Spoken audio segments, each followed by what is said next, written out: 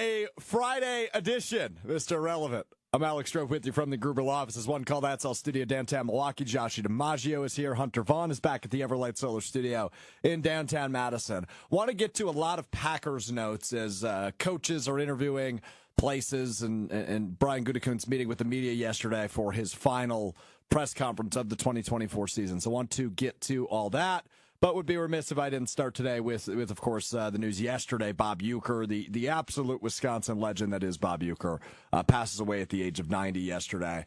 And, you know, I said this yesterday, but it is hard to articulate what he means to this state and this city, because he's all we know, right? Like, I'm 26, so obviously he's all I know, but he's all my parents know. He's all most people's parents know, right? He's been the voice of the Brewers forever. And he's the soundtrack of the summer. He's the soundtrack of our state, right? Like Bob Uecker is one of the most beloved figures in the history of this state. So it's a big loss, but obviously he lived an incredible life that went from, baseball to wrestling to late night to television. I mean, the guy was everywhere, to movies. An incredible life for Bob Uecker. And it was really neat. I went over to AmFam Field yesterday as, people were starting to create what turned into just this huge memorial at the foot of a statue outside of AmFam Field. If you're watching on the video side, you can see what it turned into last night. When I was there was 2 Miller Lights and like 3 flowers or 3 bouquets of flowers at that time. And it just, evolved and turned into this huge celebration of Bob Uecker last night. Speaking with our teammate Tony Cartagena, who's hosted the show before, he was out there late last night around 9 p.m. And he said there was just people everywhere drinking Miller Lights, just crowded outside the Bob Uecker statue. Which when you have a death that hits so many people this hard, it feels like all of us lost a friend, because it's somebody you spent so much time listening to over, for many of us, the entirety of our lives. So it's hard, it's immeasurable, right? It's impossible to measure how much of an impact Bob Uecker had on this state and this city. And Hunter, I know you're a huge Brewers fan.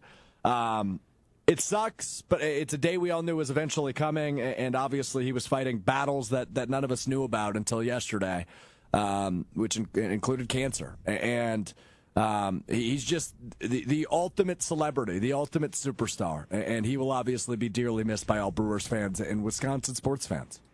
Yeah, and like this, honestly, it hit me harder than I expected to yesterday. Yeah, me too. Yeah, I'm with you. Because, like, for me, it was, there's obviously listening to all of the games, but, like, I told this story to Corey and Wally on the Damn Sports Show yesterday, but I used to go with my mom over to my grandma's, and we would have the Brewer game on TV, but we were listening to Bob, and I was just spending that time with her. And then as I started to kind of want to get into sports broadcasting, a mentor of mine and my uncle, he would send me old broadcasters he listened to. So like Chick Hearn, who was the Lakers guy in the 80s. And, he would send me old Howard Cosell stuff. But then he sent me Bob Uecker, and he sent me the game that Robin Yount hit his 3,000th hit, and just the way that Bob as a broadcaster worked. So it's like, for me, it was so much of these memories of growing up and being around baseball, but then shaping partially of my career goals and how much like Bob Uecker was unintentionally kind of woven into who I am today. So like it hit me pretty hard. And like last night I got home and was like telling my wife about it, and she was like, I didn't expect you to like be this broken up about it. And it just like it hit me so hard that like I knew it was gonna come, but you just didn't expect it like this and this suddenly. So it was tough, but I was so happy, got to hear him. And even for when I was an intern, the 30, 45 seconds of walking towards the clubhouse with him once. Never talked to him because I was terrified to, but just being in his presence, he was that type of guy where it was just such a cool thing, and was so lucky that he was here in Wisconsin and spent all of his time here. Immeasurable. That is the word, but obviously just an absolute frickin' legend. Mr. Baseball for a reason. Bob Uecker dead at 90, and obviously an amazing Wisconsin guy. So yesterday I was just going through old stuff, right? Like listening to that 60 Minutes feature they had on him last year. And just to hear the humor and playing stuff from Major League. And I don't know. Like, it's somebody that has been a part of our lives the entirety of our lives. So really, really sad news, but obviously an amazing life lived for the great Bob Uecker. All right, let's get into some Packers talk as Brian Gutekunst met with the media yesterday for the final time of the 2024 season. There's a couple things I want to get into from Goody. Leonardo on the ESPN Madison YouTube chat says, Big Al, good stuff last night with Wildy. Big Al, interesting. Joshy, am I a Big Al? Is that a good nickname for me? I think it's funnier if you would be like actually tiny. Yeah. Those nicknames always make me giggle. But you're too tall. You're scrawny, bit wiry. It doesn't really. It doesn't. Bit wiry. It doesn't. That sounded like a compliment, actually. Huh? Bit wiry. That sounded like a compliment. You were making me sound athletic. No. When has anyone ever said wiry as a compliment? Oh, wide receivers, man. Wiry wide receivers. No, that usually means they're like too rail thin. Yeah. Okay. Sure. So Big Al, not my nickname. Well, my girlfriend's name is Allison. And she's 5'1". So people call her Big Al. Yeah, that makes me laugh. When I saw this comment, I thought of my girlfriend, not me. But anyway, appreciate that. Weekly Wildy, if you're listening on the podcast feed, you can find it in the Mr. Relevant podcast feed or find it on YouTube at ESPN Milwaukee. Really good chat about all things Goody and pretty much everything entering the offseason with Wildy. We've now done, 21 episodes of that every Thursday since the Packers season began. And we're going to go through the Super Bowl at the very least, and maybe even through the draft, because this is such a big offseason for Goody. We talked about it quite a bit on Wednesday. I view this as Brian Gutekunst's biggest offseason yet as the general manager of the Packers. Now, and me and Wildy talked quite a bit about this in Weekly Wildy, but Brian Gutekunst does not believe in the concept of championship windows, right, of windows. Which I do, obviously, right? Like, the Carolina Panthers championship window is not open, right? For the Packers, it is. And it especially is open next year, right? It prematurely opened last year. This year felt like the first year where, okay, yeah, maybe they could get there. Now, some of the things we saw this year, right? Losing twice to the Eagles, Lions, and Vikings kind of proved they weren't quite there, but they were still a good football team. They still won 11 games in the regular season. This offseason is the biggest of Brian Gutekunst's career because now you know what your shortcomings are. You have to take this thing to the next level, whether that be at wide receiver or many of the positions on defense. For Matt LaFleur, it's looking like he probably will have to fill some coaching holes. Hopefully not defensive coordinator, as Jeff Hafley interviews with the Jets, but looking like Derek Ainsley, who the defensive passing game coordinator, former defensive coordinator of the Chargers. Seems like he could get a defensive coordinator job, interviewing with Atlanta last night. So there are certainly going to be some holes to fill for Matt LaFleur. But for Brian Gutekunst, it's about taking this roster from where it is now, which is young and fast and pretty good, to probably still young relatively and continuing to get faster and better, right? Take it from good to great. So this is a very big offseason for Matt LaFleur. A couple of cuts I want to hear from Goody. Let's start with the wide receiver question, which is about essentially these wide receivers didn't take the step you expected them to, right? Jaden Reed had some games. Christian Watson had some games, but nobody really developed into that true security blanket, if you will, for Jordan Love. And Goody was asked about this and the idea of wide receiver one. I think it's interesting from him. Let's take a listen to the Packers general manager yesterday. The other top quarterbacks in this conference, they all seem to have that receiver that they can go to when they're matchup at any point consistently. Do you need to get that guy for Jordan to be able to get to that point? Yeah, I think we have some of those guys, and I think we don't have just one, but I think historically, if you look at a lot of the team, very rarely do teams that have one receiver that's super heavy with targets. That doesn't usually play out well for playoffs and success there. But I think we're certainly looking for these guys that we have currently to take a step into that role where they are more consistent on a down basis. Certainly, if there's somebody outside of our building right now, whether it's the draft, free agency, that makes some sense for us, we'll certainly look to do that. But we're also looking for these guys to continue to grow and hopefully grow into that space. So something you have to keep in mind with Goody is you got to take everything he says at this particular press conference, the end of season presser, with a grain of salt, because it is only a few days removed from the season ending in the postseason. So Goody still has a ton of things to evaluate and look into, but you hear him say there, if there's somebody on the outside, whether that be free agency or the draft, we'll look into it, which he will, right? That's just doing his due diligence. But let's remember last year at this very same press conference, he said he wants Aaron Jones back. Ultimately, he found out new information. I'm not calling him a liar by any means. It's just he found out new information. He found that Josh Jacobs was a realistic possibility, and it made more sense to make this football team better. It just did, right? It's something we've talked plenty about. Josh Jacobs is a workhorse back who still has a couple years left in his prime. Aaron Jones probably on the backside of his prime, despite being a very good running back. So there could certainly be a case where the Packers go out and find a receiver in free agency or the draft. It just likely won't be in the first round. That's a position in particular that I think Packers fans went into the season, this includes me, went into the season thinking maybe their depth would actually be a superpower of sorts, where any guy can go off on any given Sunday. But clearly that just wasn't the case. I feel like the Packers now, maybe not desperately, but really do need a top dog in that room. And the veteran presence certainly wouldn't hurt either, right? But this group is too inconsistent, and was too inconsistent in 2024 for them not to at least take a swing of some sort. I don't think it's going to be a T. Higgins level swing, but it certainly could be. I'm not ruling it out, right? Never say never on that front, but could it be like a number 2 receiver? Because let's remember, and I'm not saying this is the game plan, but let's remember, Allen Lazard was technically a number 1 receiver one year. He was.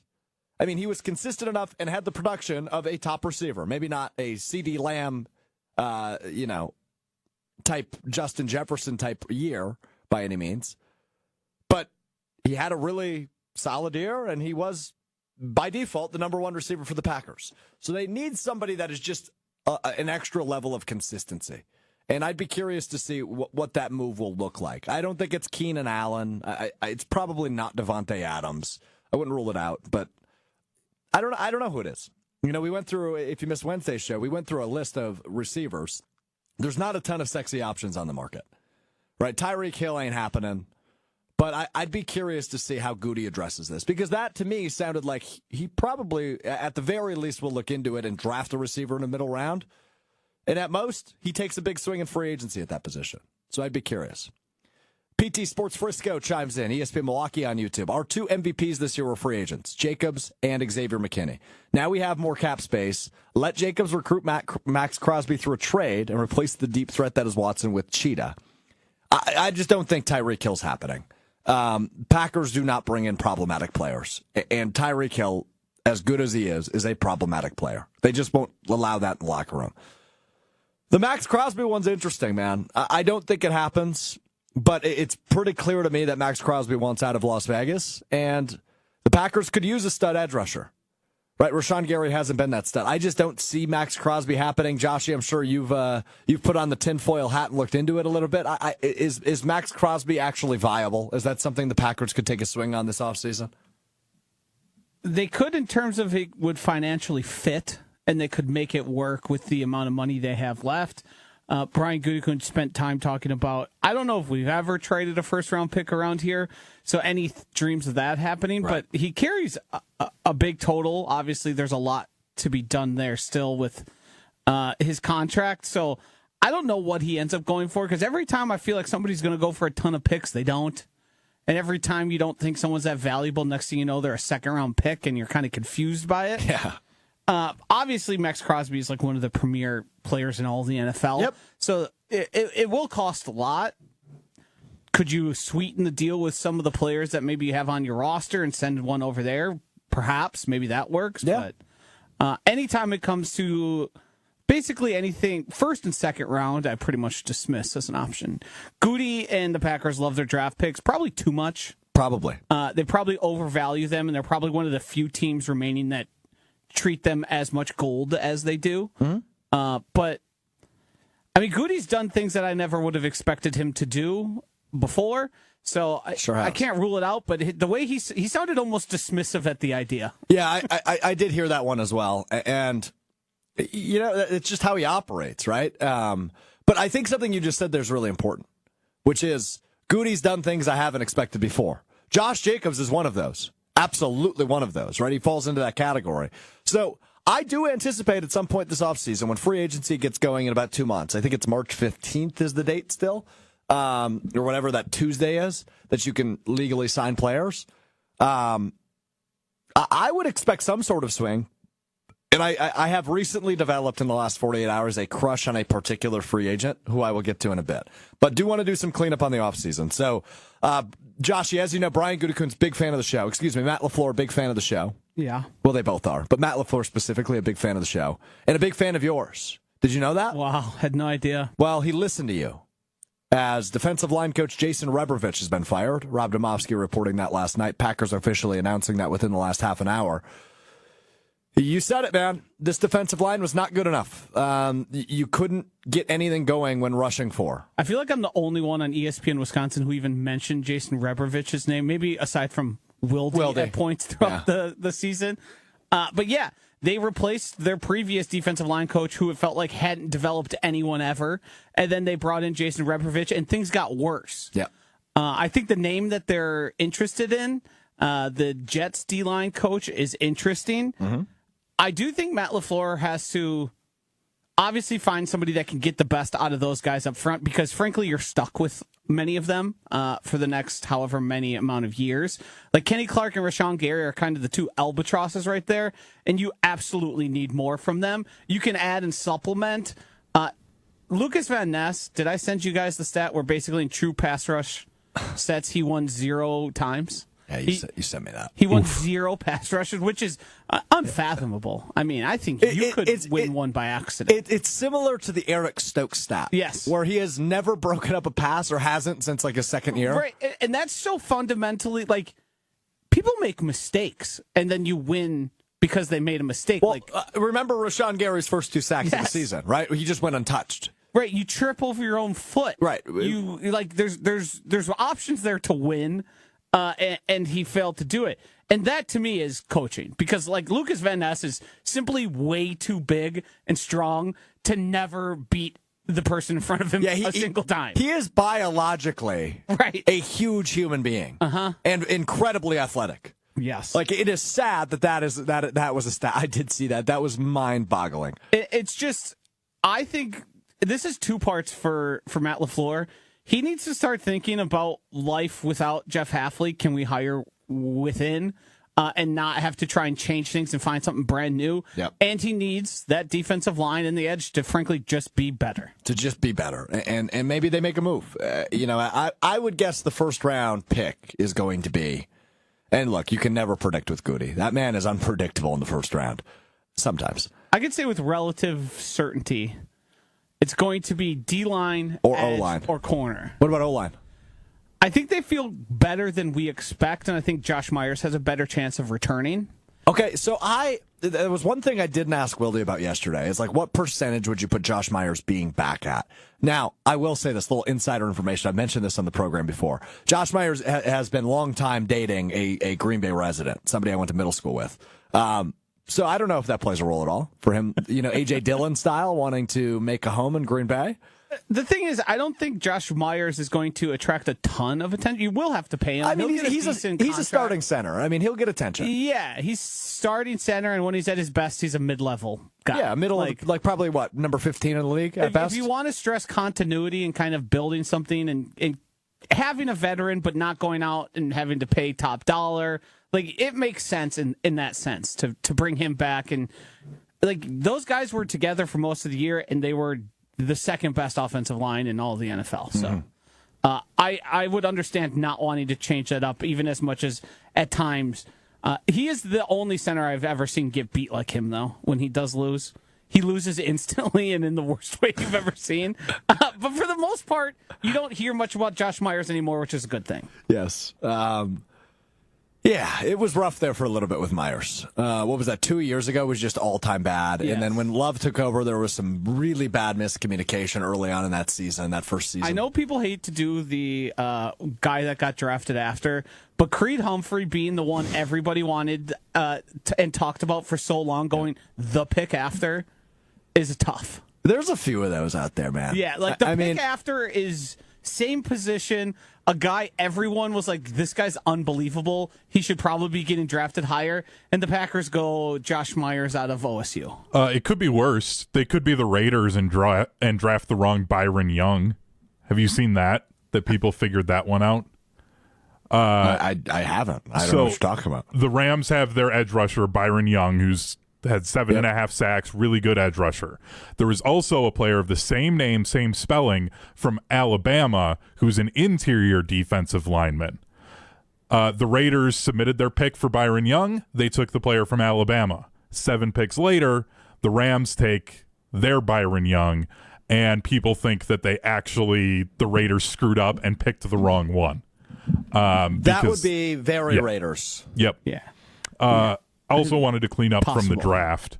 As far as I can tell, the Packers have not, other than 2 times, really ever traded to move up in the first round. There was the 2001 draft when they traded Matt Hasselbeck to Seattle.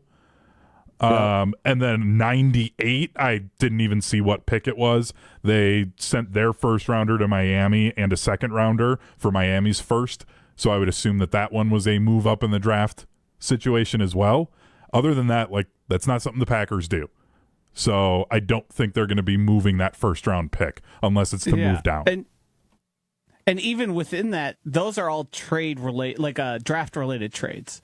They're not doing the giving up future assets for players thing, really, as far as I can remember as a Packers. So 98, they jumped up to pick number 19, and Miami jumped back to pick 29. Joshy, the 1998 NFL draft, this was before I was born, right before I was born. 1998 NFL draft. I would have gotten this right. Defensive end, North Carolina. Who was it? Defensive end, North Carolina. Yep. Not Julius Peppers. Obviously. 98. He was a Packer for a long time. It's not Aaron Campman. No way. No, too early for Aaron Campman. He's an Iowa Is guy. it a guy who's actually a defensive end but played defensive tackle, a name? I don't know it. He's a defensive end. It was Vonnie Holiday. Okay. I was going to guess that. Had a Vonnie Holiday jersey. I've always thought of him more as an interior guy. He was with the Packers for 5 years and then obviously played in the league until 2012. Chiefs, right? He was with the Chiefs 03-04, then was in Miami from 05 to 08, played 09 in Denver, was with Washington 2010, and then finished his career in Arizona 2011 and 2012. Wow. I didn't realize Vonnie Holiday was in the league for 14 years. Numbers. 15 years. That's a hell of a career for Vonnie Holiday. Good for him. I didn't realize that. Hey, something I was randomly thinking real quick, and we'll get back to business. Here we go. Yeah, this is a fun one. So earlier you mentioned Max Crosby, one of the premier players in the NFL. And my mind, for whatever reason, went to, how the NFL Network puts on that top 100 players every year, voted on by the players? If you were given a ballot today, Joshy, let's just run through it. I want to hear what your ballot would be. So who would you put number 1 best player in the NFL? My list is going to be Patrick Mahomes until I can't no longer put him there. Okay, who'd be number 2? Probably Lamar or Josh Allen. Okay, so that'd be 2 and 3, whichever Yeah. order. Number 4, do you get away from quarterback then? Probably. I probably look at Myles Garrett. Okay, what about Saquon? He's up. He's top 10 for me for sure. Okay. Jamar Chase probably up there? Yes. Given the year he had? Also, his name slipped in my mind. The cornerback from Denver. Oh, Patrick Surtain. Surtain. Patrick Yes, Surtain. there you go. Yeah, that's a name that I put up there. Yep. I'm looking at guys here who are offensive player of the year, defensive player of the year, guys who are in that MVP conversation. Sure. And I'm curious when this list comes out. I think that comes out in the summer.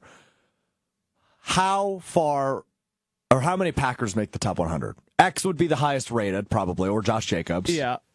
I don't know if Jordan Love makes it after this year. No, I don't think And he if does. he does, he's probably 80s, 90s, right? He's probably really it's low. probably down there. Does anybody else make it? I mean, Zach Tom and Elton Jenkins have a good case for it. Yeah, I don't think a lot of offensive linemen make that. Like they do, but not a lot of them do. And it's hard to.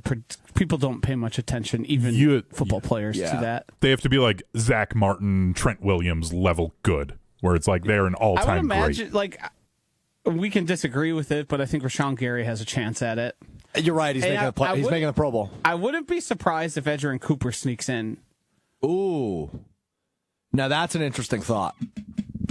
I would guess probably not. I mean, he won Defensive Player of the Week multiple times and Defensive Player of the Month. He has the advantage of he made big plays when the Packers were on, national TV multiple times. He was a difference maker when it mattered the most in the season for them. Do you know who the number one player of the top 100 players of 2024 was? It is a name I have brought up as potentially coming to the Packers today. Actually, not potentially coming to the Packers. I shut it down. Devontae Adams? Tyreek Hill was the number one player in the league last year. Yeah, I mean, he had a big year. Lamar was 2, Christian McCaffrey, Patrick Mahomes, Myles Garrett. I do remember that. Yeah, interesting. Did any Packers make the list last year? Jordan Love was 34, and Rashawn Gary was 50. Yeah. The only 2 Packers to make the list last year. Okay, super interesting. I always think that's interesting because it's all by the players. Right, so it's whose respect do you have, rather than Pro Bowl voting or polling the media. It's very player centric, and I always find that series very interesting. I always leave feeling that I don't know how much these guys are watching other players. A lot of times when you end up seeing the rankings, because there are always big glaring omissions or people way too low. And it's that guy's, I think that's just a name and popularity. They engage in the name and popularity much like the Pro Bowl does. Because they also get their friends in, they get their teammates in. Right. It's as unscientific as any other sort of ranking. Yeah, it is. I mean, vote for your guys, right? So if I was filling out this ballot, Joshy, you'd be first.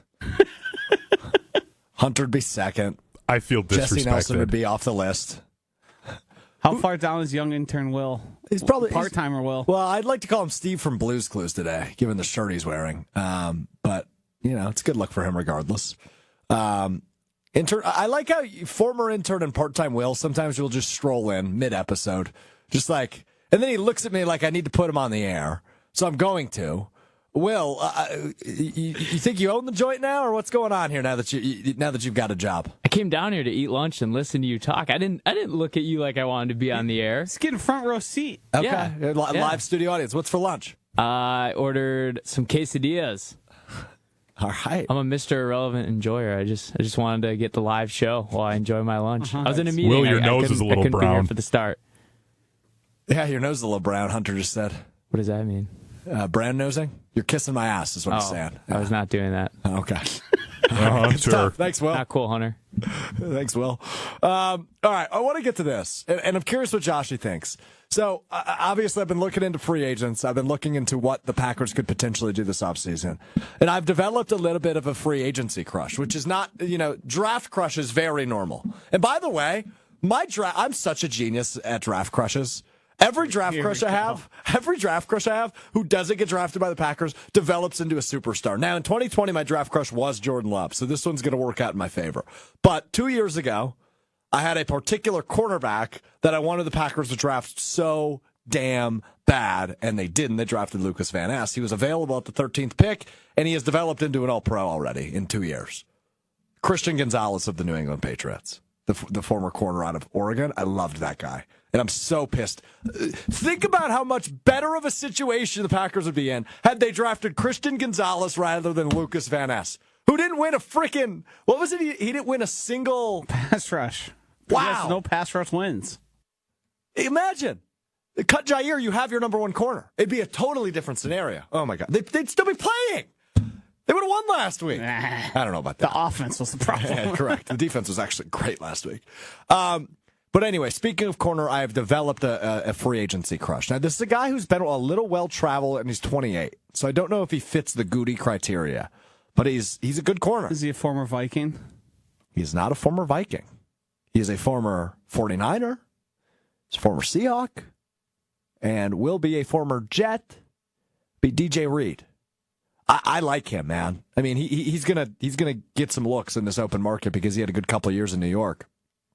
But he's a guy where I think the Packers should go take a swing and go after him. He's one of the better corners, if not the best corner in this free agent class. I just think he's 28, so like he's certainly trending towards the back end of his prime. But you could be a good corner into your 30s in the NFL. And that is a position that I think the Packers just desperately need to address. And I don't think you can do it in the draft. Because, look, corner's a very tough position to translate from college to the NFL. Like, even if you take a first-round pick on a corner, it's very rare they become a superstar in year one. Right? Year 2, 3, 4, definitely. So I just think you need somebody, even if this is a 2-year, 3-year deal with DJ Reed, you need somebody who can come in and be that true number one corner. And even if you draft one, right? He's a veteran now, help these guys develop. DJ Reed, now formerly of the New York Jets, is my free agent crush. Over at Acme Packing Co., no free ads, but our friend of show, Justice Mosqueda, who's been on this program. Friend of show when I'm not here, yes. He has both Asante Samuel Jr. and Byron Murphy Jr. as possibilities for the Packers.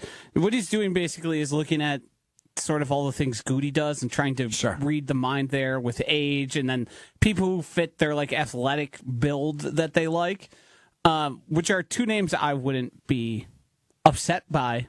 As options. There are much better corner options in free agency than there are receiver options. It's just, there's definitely just more realistic possibilities. I do like the idea of Asante Samuel Jr. Another draft crush of mine, actually, Joshy, back in the day. Thanks for the update. He does have two names listed here at the wide receivers. We were talking about them a little earlier. Number one, T. Higgins. Yep. And I think that fits simply because he's young. Sort of, you still think T. Higgins' best days might still be ahead of him. And then an interesting one here, Hollywood Brown. Which, Hollywood Brown makes sense in terms of the vertical threat because he's still fast. I don't know how reliable of a target. Like he doesn't fill we need a wide receiver 1/reliable guy down in and down out. But what he might cost for what he could provide would be probably an advantage to the Packers. Yeah, I think I'm with you on that. He's got to take some swings in free agency. This can't be what's the saying? Lame duck. Yeah, Nope. but I don't know if you'd use it here. That's Can't be a not lame even duck this close. Lame duck Sitting would mean duck? like he's going to be losing his job next in like a year. Yeah, lame duck was what Mike McCarthy was. Oh, not what Yes. I meant. Not what I meant. It'd be like staying pat. You'd want something along those lines. Like he's not doing anything. Yeah. Okay. In terms, like, it was sort of the right word, but I don't know why you would apply it to Goody in free agency. Like, yeah, it's not what you wanted. Okay. Thanks, guys. You and Ben Brust do that same thing, too, where you kind of just hear a phrase and you say it, and you're like, maybe it'll work, hopefully. Don't. Do not. And it never works. No. Do not compare me to Ben Brust. You guys are like not. twins. Dude, we are, and it's so infuriating. At least you're not dumb and think that you should get a tattoo. I was blown away by Ben Brust saying he's going to get a tattoo. Yeah, Josh, you're a tattoo guy. So are you, Hunter. Brusty wants to get a half sleeve. He's been talking about this for 5 years. I know he has. Have you heard he's been doodling? Yes, he's been doodling also for 5 years. And he came up with the concept of a family tree on his arm. Did you hear this? He would. And then I asked him if he's going to get live, laugh, love on his back shoulder. Home is where the heart is. Right. Ben seems like the type of guy that would get the black and gray lion with then the blue eyes and be like, because I'm the king of my own jungle, bro. Like, a tree tattoo is the most basic white guy tattoo you can get after the lion, and then third place is like the pocket watch. God. Fourth is the money rose. Oh, it's pathetic. I like that I have tattoo guys around me. This is good. If I were to put the odds out, Ben getting a tattoo is like plus 1,500. Oh, yeah. I think that's about right, yeah. So you guys know Ben better than I do, but do you think he could actually sit through a half-sleeve session? because like it can get to be a lot after a while. Josh, did you have a sleeve? No, I just have lots of tattoos. I mean, Ben is tough. He had to play under Bo Ryan. Well, but also, that's Ben emotionally gets tummy tough. aches, and Ben gets tummy aches, and he can't wear a belt for so long. He famously doesn't button his or wear any underwear because it hurts his tummy, which is all just like a lie, really. So it's hard to predict. Which is just a lie, he says. Yeah, Like the only person in human history to not be able to wear underwear because it hurts their tummy. And it's like a medical reason, not just they're uncomfortable. And for people that don't have tattoos, I always describe it as, imagine you're sitting there for 3 hours with sunburn and someone is scratching it constantly. Like, that's what getting a tattoo feels like. Like, I just don't think Ben could handle it. So I just needed to bring that up here as we brought up Ben Brust. He'd need a lot of sessions. Yeah. All right. Good stuff, guys. Good stuff. All right, let's talk Divisional Round weekend in the NFL. 4 games this weekend will get us down to 4 teams remaining for championship weekend next week. There's really only one sexy game this weekend. That, of course, is Bills-Ravens, which is the final game of the weekend coming up on Sunday night. This one, I mean, it's like a 1-point line in favor of Baltimore, if I'm not mistaken. Right, Josh? I know we did this on the Weekly Wager the other day, which was not my strongest showing, by the way. No, you could have done better. Thanks. Let's keep taking shots. Yep. Shoot or shoot. Shoot or shoot, baby. Now, the fun thing about doing a gambling show, which I mean, that's only the second time I've really done it. And the first time we did it, we talked more about the Grammys than we did football. You guys were all like, yeah, Strouf's on the wrong side of history here. But I could be right about everything I said. You sure could be. I don't know how that's any different than any other thing you're saying.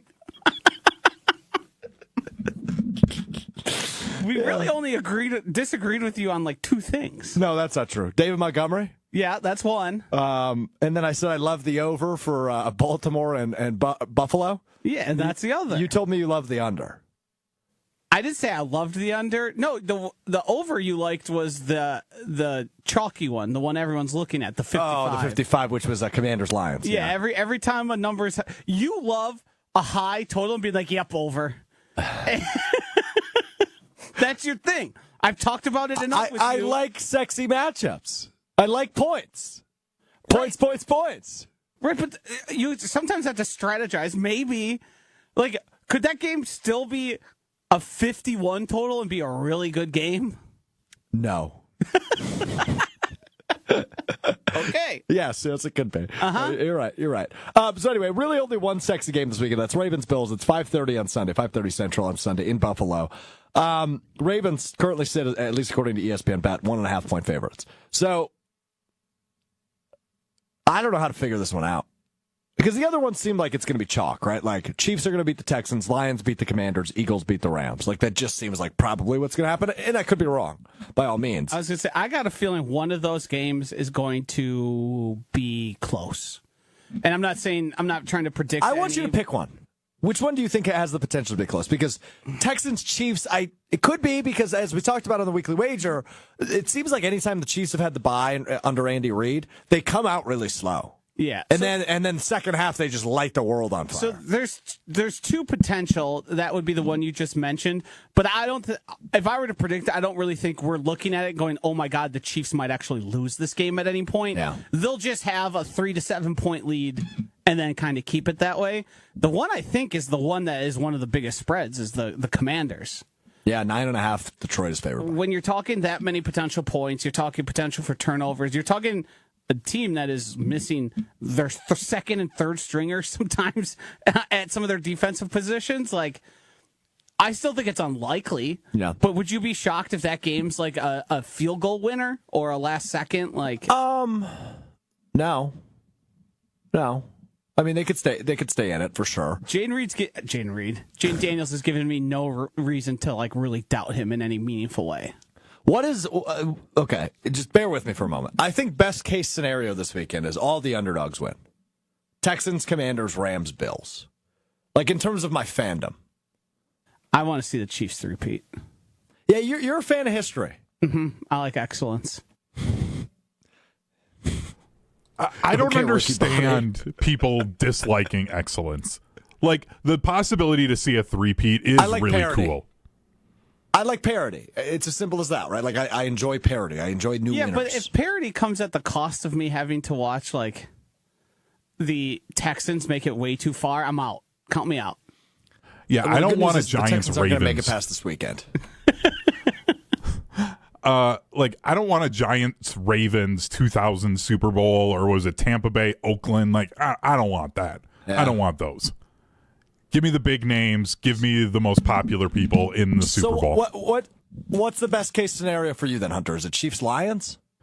Yeah. Well, I did pick the Rams as a dark horse, so for myself, if the Rams were to make it, I'd feel so good about myself.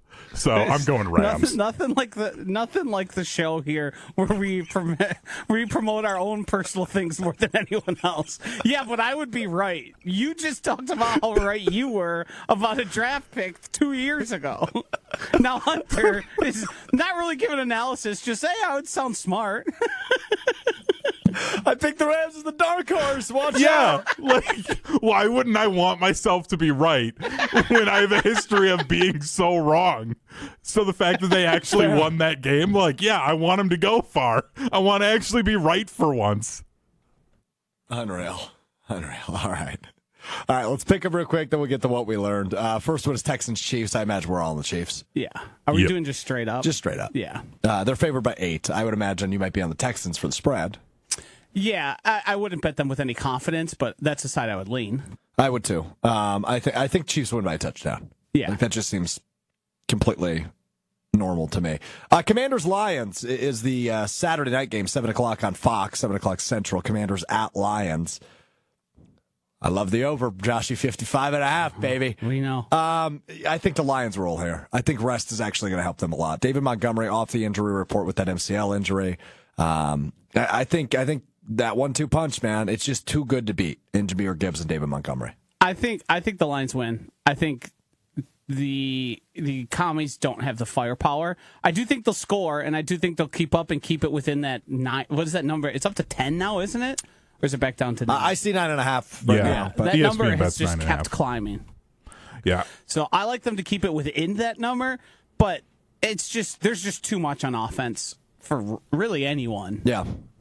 And I think for the Lions, the front seven for the Commanders is good enough to be able to slow down the running game early. And then I think they just get worn out because that's what happens to teams against the Lions. Yeah. So then I think that's where it gets close. Penny Sewell for the 40th time wears on you. Yeah. Bobby Wagner's not going to hold up in the fourth quarter. No, probably not. Probably not. 2 o'clock Sunday, Rams at Eagles. Now, Hunter, you just said you picked the Rams as a dark horse, and given what they did to Minnesota last week, it seems like a team that's rolling at the right time. Now, they roll into Philadelphia, which obviously we saw the Packers go last week, and it did not go very well. Philadelphia, good team. I don't know, man. This might be, obviously, both games on Sunday, I feel like they're a little bit more difficult than Saturday. I think the 1 seeds both win on Saturday. Rams-Eagles is an intriguing one to me. I think I like the Eagles as I see Matthew Stafford on a bed commercial right now. Sleep number. He's also behind you right now. Him and his wife just taking a snooze on television? They're replaying Week 1 Rams-Lions right behind you as well. Oh, yeah. Look at that. Oh, yeah. They played them. I think I could see this game going either way. I do think the Eagles are the better team. But if Sean McVay does Sean McVay stuff and has that offense moving and clicking, they could win. It could be. I don't know if the Eagles can play from behind or win from behind. I don't either, and I don't know how much I trust Nick Sirianni, to be real honest with you. Probably not at all. Saquon's good, but this Rams offense is good too. They haven't scored a lot of points recently. No. They kind of been eking them out, which I think if they're not trying to put up as many if they're not trying to sort of turn this into a track meet, I think that doesn't work to their advantage. Rams-Lions would actually be a really fun NFC Championship game. Obviously, given the trade, right? They swapped quarterbacks. And right now, the Rams are winning that trade because they got the Super Bowl. But the Lions are the best team in football, debatably. So not a bad trade for them either with Jared Goff. So anyway, I'm going to pick the Rams, I think. Give me the Rams. Yeah. Wow. Yeah, Rams all Josh, day. you on the Eagles? Yeah, I'm calling Eagles. And Hunter just wants to sound smart, so he's on the Rams. Of course. Okay, this is the one I don't know how to pick. It's Ravens Bills. What a fun game this should be. Sunday night, 5:30 kickoff on CBS and Paramount Plus. It's in Buffalo. It's the two MVP candidates going head to head. These are teams that played earlier in the season, and the Ravens won big. It wasn't very close either. I forget what week it was. Week 4, 35-10 was the score of that game when these two teams met up the first time. Matt Milano was out, but that's about it. Right, Buffalo was pretty healthy. Now they weren't cooking as much as they struggled with the Cardinals in the opener, and then they smoked the Dolphins and Jags in weeks 2 and 3, and then they went on to lose 2 in a row to the Ravens and the Texans, two teams still alive in the playoffs. I think I like the Ravens. I think Lamar gets back to the AFC Championship game for the second year in a row. Now it's on the road, which is the part that I'm intrigued by, is that this game is in Buffalo. But I like the Ravens, man. John Harbaugh's such a good football coach. That offense has come to the next level under Lamar Jackson and Derrick Henry. Obviously, Rashad Bateman's had a career year with that offense. Defensively, they've gotten better in recent weeks. They had kind of a rough start under our buddy Zach Orr, the brother of Chris Orr, friend of show. But I think this Ravens team is for real. I think if there's one threat to the Chiefs, it is more so Baltimore than it is Buffalo. So I will take the Ravens in this one. I like the Bills end of this. I think the Bills have beat the two best teams. They did it pretty convincingly. I can't fathom why the Ravens have gotten, I'm looking at the Rams right now, why the Ravens have gotten so high up. Obviously, they've won some impressive games. They've also played the Steelers 2 out of the last 5 weeks, which is going to make you look better at all because that team was full collapse. 3 out of the last 7 weeks. 3 out of the last 7? I mean, goodness gracious. Yeah, 2 of the last 4, 3 of the last 7. I don't believe their defense is as real as it has looked or people are leading us to believe. They've played some bad teams. You listed them off on the weekly wager. There ain't a lot there, and it's well, yeah, of course they look good. How does that look when Josh Allen comes to town? But they're wrecking ball. But let's not forget what they did to Houston. Right, I feel I'm going to forget. I've dismissed Houston. Yes, but for weeks, and they won last week, Josh. Yeah, they won a playoff game. It took Justin Herbert to throw more interceptions than he had in a calendar year. If they get that outcome against Patrick Mahomes, I'm going to pick the Texans to win. Even then, I'd still be I don't know. The Chiefs have a chance. Here's the thing: I wouldn't. If Mahomes throws 4 interceptions, I'm still picking the Chiefs. Right, so I'm with you. I'm dismissing them this weekend, but the Texans aren't an awful football team, and the Ravens beat them 31-2 a couple weeks ago. Yeah, the most impressive win in terms of dominance of the NFL season was the Ravens over the Texans in Week 17, 31-2. That's utter dominance. I get it. I don't think the Texans deserve to be where they are. The Ravens secondary also isn't good. And Josh Allen, I think, could pick them apart. So I like when Hunter just gives very abrupt analysis. They're just not good. They're not. Straight to the point. They get burned by good receiving cores and good quarterbacks. And Josh Allen is the second best quarterback in the NFL. Josh and Hunter, actually, you can both play this game. Hold on, I want to play a game quick. Name defensive backs on the Ravens. Go. Marlon Humphrey. Correct. Kyle Hamilton. The safety. The safety is Kyle Hamilton. Yes. Name one more. There is one gettable name. I know there is. Once again, a guy I wanted the Packers to draft. Is he a guy that could be described as wiry? Yeah, probably if Strouf wanted the Packers to draft him. 6'1", 182. I would define that as wiry. His name's not coming to me. Nate Wiggins out of Clemson. Okay, yes, yep. He was so small. Yeah. Yeah. So they've got some backs, but Nate Wiggins only a rookie, right? He was born in 2003. Makes you feel old, huh? The NFL that were born in 2003. I was in middle school. 2004. Well, what year were you born? 2002. Old. Ugh. Yeah, you're older than Nate Wiggins. Yeah, it makes me feel not as good as he does about where we are in our lives. Yeah, you're wrapping up college. This guy's playing in a divisional round game. You could argue I got a leg up on him. Knowledge. can't put a price tag on knowledge. You can put a price tag on a contract. I mean, or a college just championship, literally but put a not price knowledge. tag on it. I was just about to say, I think your tuition Hunter. would disagree. I don't think Nate Wiggins was doing much school. You know, we were talking about this earlier today. So Marquette put out, did you see this? No. Marquette put out every one of their players that had a 3.0 GPA and Yeah. higher, which was every single one of their players except one. Oh, that's tough. Cam Jones. Cam Jones was not on the list. Not there to play So school. this guy that is making bonko bucks in NIL and likely will go to the NBA Yeah.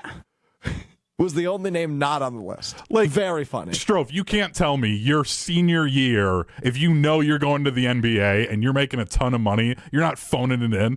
Like, you're literally just doing enough to stay eligible. Brother, I didn't even go to the NBA and I phoned it in. Yes, to say. I phoned it in for 4 years. So, like, I mean, I started phoning it in sophomore year of high school. right. Now, I will say this, humble brag, my college GPA was higher than my high school GPA. And if I was on the Marquette basketball team, there would be two names left off the list. It would be Cam Jones and Alex Strouf, not on That's the just list. maturity growing as you. I had a 2.5 in high school. I had a 2.9 in college. 2.99. I was like 0.01 away from a 3.0. Disappointment. 2.99. Too busy covering the Green Bay Phoenix to really Not in hammer college. down on the books. That was a high school thing, yeah. In college, I was too busy playing radio at 90 FM on the campus of Stevens Point. There you go. All right. You learn something new every day. We learned something new today. It's time now for What We Learned. I'll throw the ball up. Who wants it? Not I.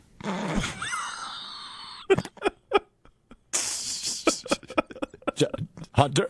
I played not it. Hunter, you not in also?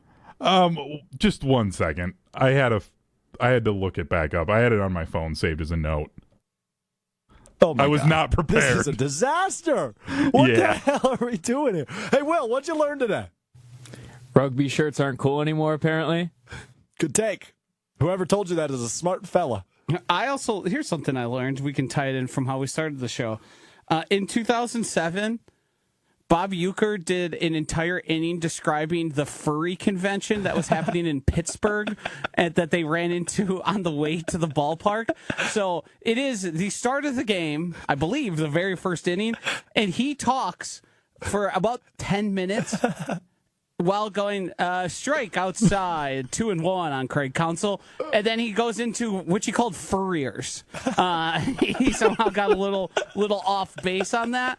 But just the thought of Bob Uecker played with Warren Spahn, has seen the world change so much, and then he walks to his lobby, and there's somebody in a fox costume. Next to some like a hippo or something on the other side. That it was. You can find it. Eric Billstead tweeted it out. They shared a Wisconsin Morning News segment of it, where basically he's bopping between the two topics: the game that's happening in front of him and the furry convention in Pittsburgh that year. That's awesome. That was great. Hunter, go ahead. Mine was also Bob Uecker related. I saw this tweet on July 24th, 1965. St. Louis Cardinals catcher Bob Uecker hit a home run off of Dodgers pitcher Sandy Koufax. The home call of that game was done by Vin Scully. The road broadcast was Harry Carey and Jack Buck. Wow. So legends all Bunch of around in that legends. game. Yeah, reunited yesterday as Bob Uecker dies at the age of 90. Wow, really fun fact there. Good Uecker factoids, boys. I'm really excited to listen to this furriers thing. When you said reunited, I really wanted to indicate someone might have went to hell, but I couldn't figure out which one of them I was going to put in hell. Not Bob, obviously. That's heaven straight up. But the other three, I was debating. I was going to tell you the Bucks are good again, but I can't. That'll do it for us today. We are back with you Wednesday. No show Monday in observance of MLK Day. We are off on Monday. We're back with you Wednesday beginning at 12:30. ESPN Milwaukee, ESPN Madison on YouTube to recap Divisional Round weekend. Get ready for the Packers offseason and as well recap Ohio State Notre Dame coming up Monday on ESPN. Thanks to Hunter. Joshy was here. Thanks to part-time Will. Once again, I say Joshy was here. I'm Alex Strouf. We'll talk to you Wednesday. Peace.